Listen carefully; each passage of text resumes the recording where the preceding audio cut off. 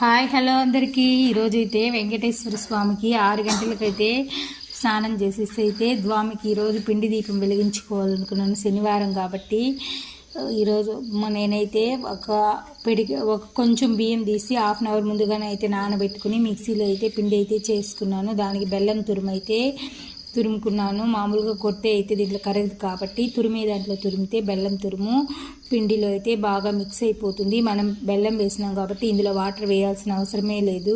Water వేయకుండానే ఈ పిండిని అయితే ఈ విధంగా ముద్దలాగా అయితే చేసుకొని గోవిందనామం అయితే పెట్టుకొని ఇంట్లో కింద దీపం పెట్టకూడదు కాబట్టి మందార ఆకులు అయితే కింద పెట్టి దానిపైన అయితే దీపాన్ని అయితే ఆవు నెయ్యి పోసి వెంకటేశ్వర స్వామికి దీపాన్ని అయితే వెలిగించుకున్నాను.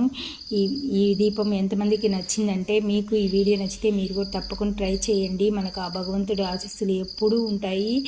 ఈ వీడియో నచ్చిందంటే ఒక లైక్ చేయండి. సబ్స్క్రైబ్ చేయడం మాత్రం మర్చిపోవద్దండి ప్లీజ్ అండి. ఈ ఛానల్కి సబ్స్క్రైబ్ చేసుకోండి.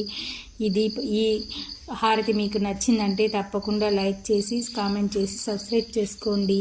ఈ విధంగా తెల్లవారితో 7 గంటల లోపల శనిహోరాలు అయితే గోవిందనామాలు చదువుకుంటూ కనకదార స్తోత్రం నేనైతే ప్రతిరోజు కనకదార స్తోత్రం చదివిన వాళ్ళకి వెనక్కి తిరిగి చూసే పనే ఉండదంటే అంత లక్ష్మీ కటాక్షం ఏదో విధంగా ఆ తల్లి అనుగ్రహం కలుగుతుంది. కాబట్టి ఈ సమయంలో 6 నుంచి 7 గంటల సమయంలో అయితే కనకదారణ అయితే చదువుకుంటే వాళ్ళ ఇల్లు లక్ష్మీ నిలయమే అవుతుందనేసి ఇది మనకు వాస్తవంగా తెలిసిందే.